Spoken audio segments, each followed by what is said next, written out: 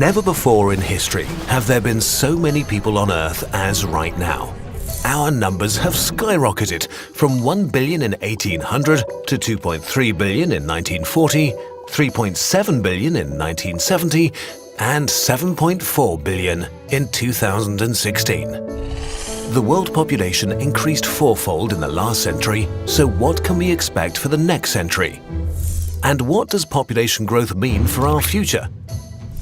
Will there be mass migration, overcrowded slums in megacities covering continents, diseases and pollution, chaos and violence over energy, water and food, and a human species focused only on sustaining itself?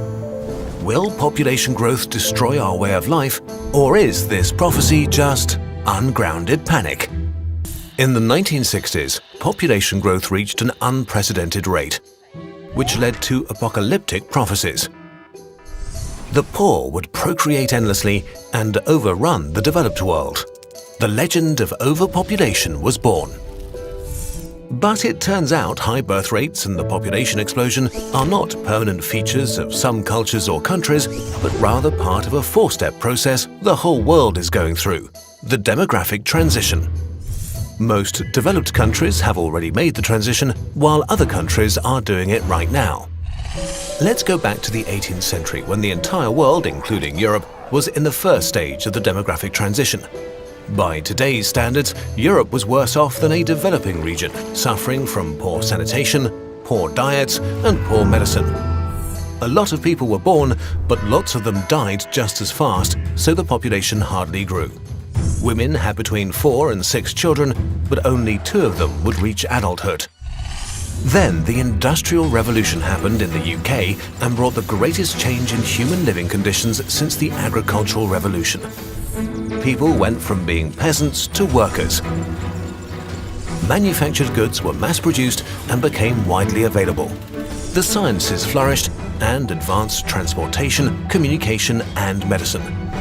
The role of women in society shifted and created the conditions for their emancipation. Slowly, this economic progress not only formed a middle class, but also raised standards of living and healthcare for the poor working population. The second transition stage started. Better food supplies, hygiene and medicine meant people stopped dying all the time, especially so at a very young age. The result was a population explosion, doubling the UK's population between 1750 and 1850. The main reason families used to have lots of children was that only a few of them were likely to survive. Now that had changed, so the third stage of the transition was set in motion, fewer babies were conceived, and population growth slowed down. Eventually, a balance emerged. Fewer people were dying and fewer children were born, so the death rate and birth rate became stable. Britain had reached the fourth stage of the demographic transition. This didn't only happen in the UK. More and more countries went through the 4 stages. First, many births and many deaths due to bad living conditions. Second, better living conditions leading to fewer deaths and a population explosion. Third, fewer deaths resulting in fewer births, and population growth came to an end. But if birth rates have dropped so much, why is the population still growing so fast? Well, the children born in the population explosion of the 70s and 80s are having kids themselves now, leading to a noticeable spike in overall population. But they are having far fewer children on average than their parents. The average today is 2.5, it was 5 40 years ago. So as this generation gets older and fertility declines further, the rate of population growth will keep on slowing. This is true for every country. In the West, we tend to overlook progress in other regions of the world. But actually, most of the world's countries have made it to the 4th stage. Just look at Bangladesh. In 1971, the average woman had 7 kids, but 25% of them would die before the age of 5. In 2015, the mortality rate was down to 3.8% and women had only 2.2 kids on average. This is the rule, not an exception. We're not special, we just had a head start. It took developed countries about 80 years to reduce fertility from more than 6 children to less than 3. Others are catching up fast. Malaysia and South Africa did it in only 34 years. Bangladesh took just 20.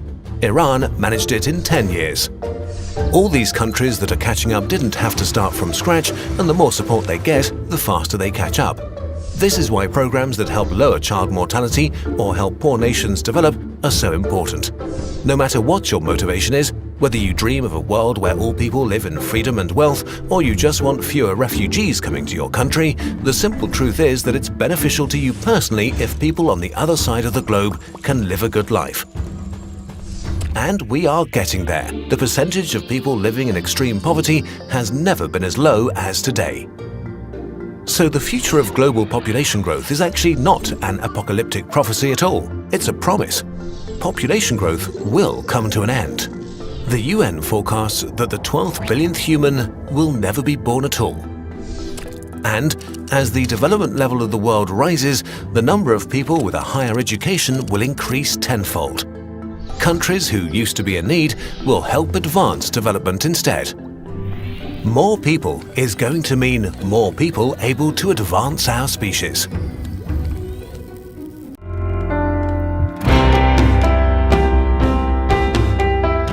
Ano po sa inyo ng pagkakaroon ng overpopulation? Overpopulation. Yung overpopulation, paano muna natin kasi siya i-consider as overpopulated. Depende yun sa definition ninyo. Kung overpopulation ay halimbawa in terms na sobrang dami yung tao compared sa density, so iba-iba yun, pero wala tayong masyadong definition or ano ba yung classification ninyo bago nyo masabi yung overpopulated yung isang area. Siguro, yung overpopulation,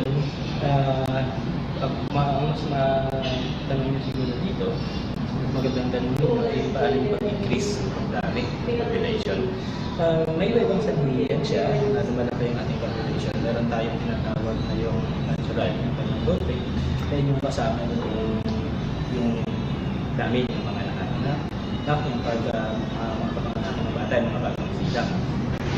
Overpopulation sa isang lugar, kasi pangalawa dyan, yung hindi natural na pagkakinya, yung tinatawag natin migration, yung pagpunta ng mga tao dun sa isang lugar, galing sila sa dati nilang tinigaan. Katulad halimbawa, common yan, yung dito sa atin sa Puerto Princesa, since magiging attractive siya sa ibang resident, yung punta sila dito. Yun yung mga causes niyan.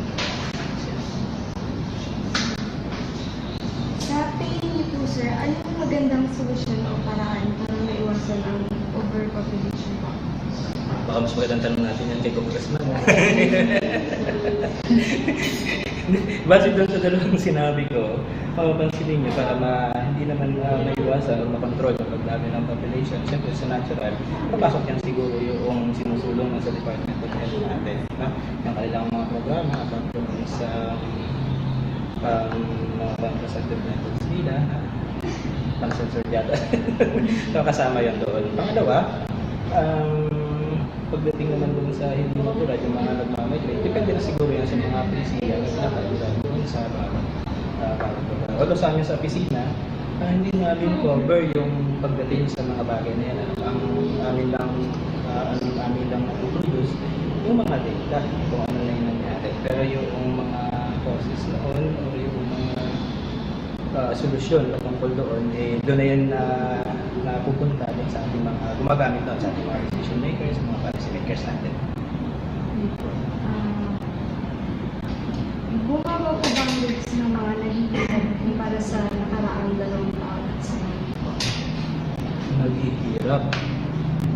Parang hindi ko lang kita yun. Yung ginagawa namin dito, yung aming data tungkol dyan sa poverty rate, nakabase yan doon sa public income expenditure survey na tawag natin.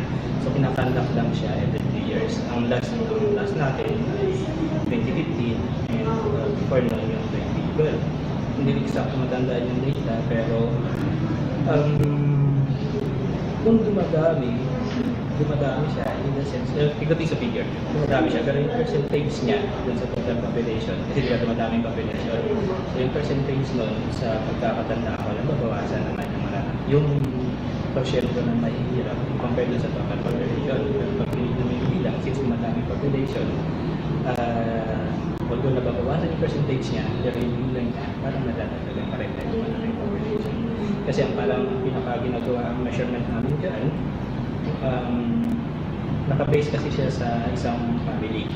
So kung ma-determine yung family na yun, let's say 5 new members nun, na ang kanilang poverty threshold, yung kasi yung kasiya natin kung sa may hirap, ay mas mababa dun sa poverty threshold. Ibig sabihin, na agad ang members na yun ay hirap, ganun kasi yung treatment na yan. Pang-apat po, Senator. Anong mas bumaba at dumami ngayong taon? Mga bagong sila o yung mga namamatay po? Ngayong taon, wala pa tayong data ngayong taon. Kasi usually, at the end of year yan pumapasok. Yung previous years, ay, ano to? Ideally naman, mas marami talaga yung pinapanganak. Kasi dun sa, hindi ko lang memorize yung birth rate natin, tsaka yung death rate. Nagkakaroon lang kasi ng instance, mas madami na mamatay. Abnormal yun. Siguro kung nasa area natin ay nandun tayo sa lugar, let's say marami, mas maraming cases nila na mamatay. Pero overall, mas marami talaga yung Pang-lima po, sir. Ilang porsyento ng nagtrabaho sa walang trabaho at sa naghahanap pa ng trabaho? Pinukuha yung data na yan doon sa labor force survey is kinakandak siya every quarter, pero yung as of ngayon, hindi pa kami nakakaproduce ng data na kasi yung, dahil dun sa una, yung mga nakaraan, limitation ng survey, hindi siya, kumbaga pag ginamit mo siya sa provincial level, hindi siya ganun ka-applicable. Kasi di ba sa statistics, mayroong limitation tayo, especially yung mga data yung matatawag natin. Ang ano namin ay nasa regional level pa lang siya. Pero based doon sa result noong 2015 census of population natin, kasi kinukuha doon yung dami ng mga may trabaho compared sa wala. So, base doon, nasa may trabaho o yung merong mga gainful workers natin, nasa 37% nung population, nung labor force population natin. Pag nasabi mo kasi nga sa labor force, yun yung population ng edad ay nasa 15 years old to 15 to 64 years old. So sila yung labor force natin. So 1% nun, 37% yung may trabaho. Pag kinonvert mo yun, sa figures based on 2015 census of population, bali, nasa 320,251 yung ating labor workers.